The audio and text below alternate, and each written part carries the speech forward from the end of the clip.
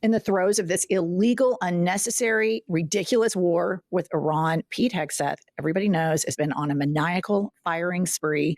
And now he has fired the country's top Navy official. Pop this up. Secretary of the Navy, John C. Phelan, is departing the administration effective immediately. On behalf of the Secretary of War and Deputy Secretary of War, we are grateful to Secretary Phelan for his service to the Department of the United States Navy. We wish him well in his future endeavors. Undersecretary Hung Kao will be acting Secretary of the Navy. Josh. Doesn't sound like an ideal time to lose your Secretary of Navy. But, I'm sure there's so many layers of dysfunction in the military right now. I mean, this isn't the first purge of what I would deem some sort of a disagreement with lower officials. I mean, this has been coming for some time. Could you imagine Pete Hegseth being your boss? Could you imagine taking orders from him? It's kind of scary. It is. Perhaps.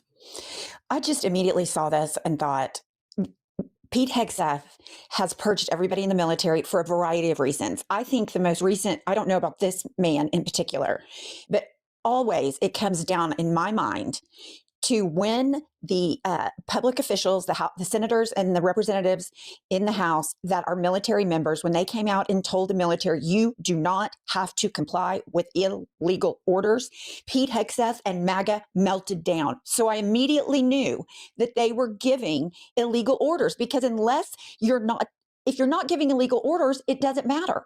And then I think the most recent round of firings, they were fired, in my opinion, for the illegal orders, but because Hegseth did not want to promote women and Black people that had earned their promotion. So in my mind, something very similar is going on here. He didn't want to follow Pete Hegseth's crazy ass Christian nationalism bullshit.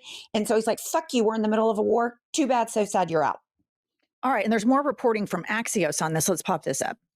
Why it matters. The ouster of the service's top civilian caught many off guard and adds to the pile of military officials who either abruptly exited or were pushed out of their posts under Trump 2.0. Phelan didn't understand he wasn't the boss.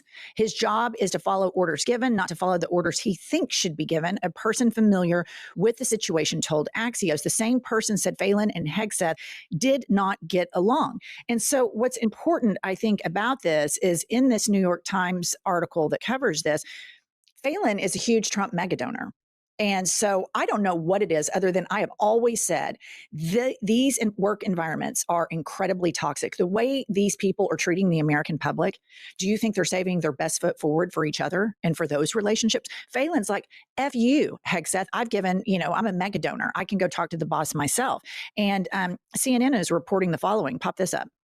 The official said Phelan, though, did not appear to believe Trump was aware of the message, and he soon began phoning other White House officials, asking if they had heard he had been told to resign and whether they knew if the president was aware of it. It was around then that Parnell issued the statement, the official said. At least 2 White House staffers told Phelan the decision was Trump's, the official said.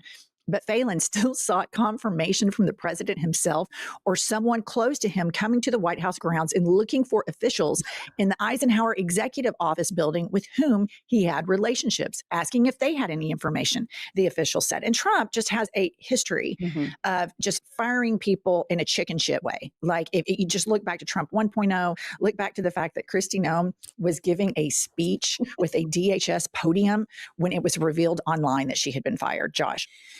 So you could see Secretary Phelan, you could see him just thinking to himself when Hegseth fires him, does this little chicken shit know how much money I've given Donald Trump? Because that's the way these guys think. Like, this has nothing to do with merits or intellect or your knowledge about the Navy or gamemanship in a war or anything like that. It's about money. It's always about money. So this makes perfect sense that Phelan would march himself to the White House and say, listen, Donald, I've given you tens of millions of dollars, and this little chicken shit tells me that you're firing me. If you're going to do this shit, you're going to do it to my face. Because it's how those guys operate.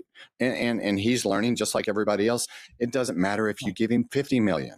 Doesn't matter if you give him 500 million. He's going to take a big shit on you at some point in time. The only thing you need to ask is, where do I need to be when you do that? And show up. And I think it's interesting that this shows how compromised this president and his structure of leadership is. Phelan felt like he should be the boss of the military, which shows how inherently everybody in the military is dismissive, subconsciously and consciously, of Hegseth. He didn't believe the Secretary of Defense or Secretary of War for a second.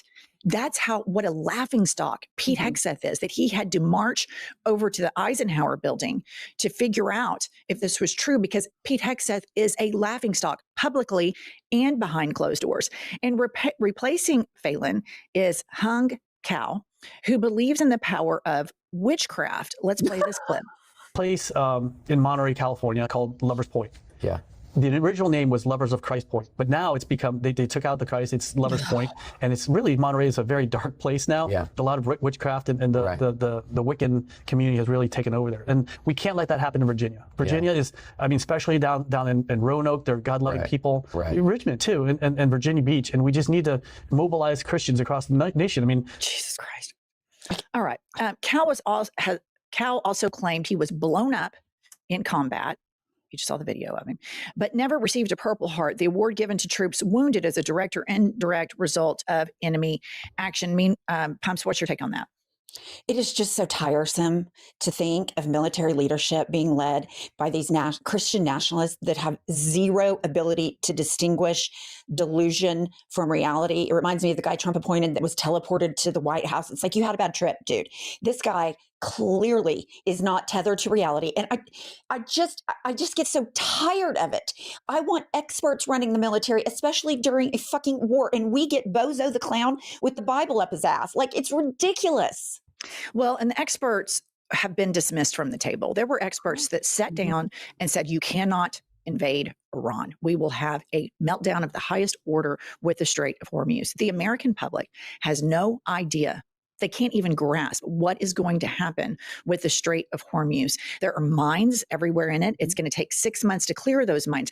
The oil crisis that is heading for us, and we've lived in the superpower, the dismantling of the superpower that we live in, and we're on Instagram looking at cats and NBA games and what have you. There is real pain that is heading for the global economy. And meanwhile, Caroline Leavitt is telling us that we should blindly trust what Trump tells us. That doesn't sound culty at all, does it? About the war in Iran. Let's play the clip. The president said that he doesn't want to extend the ceasefire and the bombs would start falling after the end of the ceasefire. And unilaterally, he declared that the ceasefire would be extended indefinitely. Iranian state media are openly mocking the president of the United States and saying we didn't even request the extension of the ceasefire.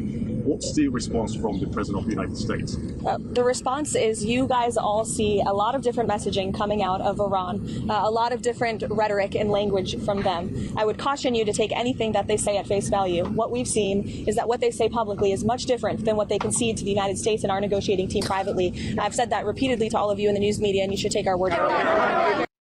Josh. Hot kettle.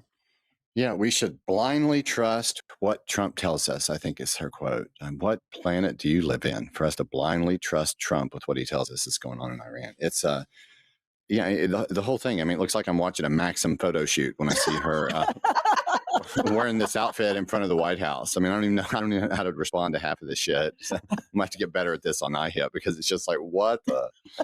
It's crazy. It's crazy. Here's my thing. She sits up there and she talks about, there's so many different things they're saying publicly and privately. The administration she works for sends out 7 gazillion different messages every single day. Like, the absolute hypocrisy, the hubris that she gets up there with is just, it's second to none in the propaganda bullshit meter. Yeah, and we all have to remember that this is the way dictators, fascists govern. Propaganda is the engine that keeps the wheels going. And then this ridiculous loyalty to this incompetent buffoon, Donald Trump. And I just think the messaging that we have to keep driving home here is every single time a Republican is elected president, this stuff happens. We are at war. The economy crashes. We have corporate interest stealing money for the top percent. So basically, the big, beautiful bill has stolen money from 95% of working class people and transferred it to Jeff Bezos and the Elon Musks of the world. And then you still have Trump at a 32% approval rating right now. And do you think those 32% make over 100 grand a year? I don't think so. I think that this is just the biggest bullshit. And the Democrats have got to message and put a nail in the coffin of the anti-family, pro-death cult that is the Republican Party. How many fucking wars are the Republican Party going to get the United States into? And it's teed up perfectly right now for the Democrats as you ease into the midterms. it's the perfect storm for the Democrats to come in and take over. And of course, all of this is assuming that we have free and fair elections and that we have judges and statewide officials that follow the Constitution, follow the law. But and we've said this time and time again on this program that it's teed up for the Democrats. Can they seize the opportunity? Can they have some conviction? Can they stand up for working people? Can they stand up for the economy and basic things that people care about instead of money grab and lies from this administration? So hopefully, I'm optimistic, but it's going to be challenging. I think that we're all underestimating, we're all somewhat trying to be optimistic about these elections coming up in the midterms, but there's a lot of concerns about the execution of that and what does that look like. Will do everything in his power to cheat. He's cheated his entire life. He is a con man through and through. And here he is taking credit for the release of 8 Iranian women. Pop this up. Very good news. I've just been informed that the 8 women protesters who were going to be executed tonight in Iran will no longer be killed. He takes, I very much appreciate it. He takes credit for all of this. Reuters is disputing this claim. Pop this up. After an initial social media post by Trump about the women on Tuesday, Mazan said Trump had, quote, fallen for false claims circulated by anti-Iran groups on Wednesday. It again said Tehran had made no concessions. Last night, Donald Trump, citing a completely false news story, called on Iran to overturn the death sentences of 8 women. Mazan said, however, despite these false claims being revealed last night, Trump claimed in another post a few minutes ago that the sentences of 8 protesting women were supposed to be executed in Iran tonight have been overturned, and he thanked Iran. The agency said a number of the women had already been released, and some are facing charges that could result in prison, but not death. And so we have this guy who has created this entire situation in Iran because Benjamin Netanyahu and apparent American diplomats, his golfing buddy, Steve Witkoff and Jared Kushner, dog walked him into it. The Strait of Hormuz was open. Mm-hmm. The exact deal that these diplomats are trying to get is the same deal that our former President Obama had with Iran. But because Trump and Hegseth are objectively racist, they wanted to dismantle anything that Barack Obama had done, because you have to understand, this regime is not American. They are not fighting for American interests. And the sooner we realize that, the sooner we can all understand what is going on here. Nothing about what is going on in Iran is about helping American interests. All it is going to do is get service members killed, demean our reputation around the world deservingly. We deserve it with the way that our country behaves on the international stage.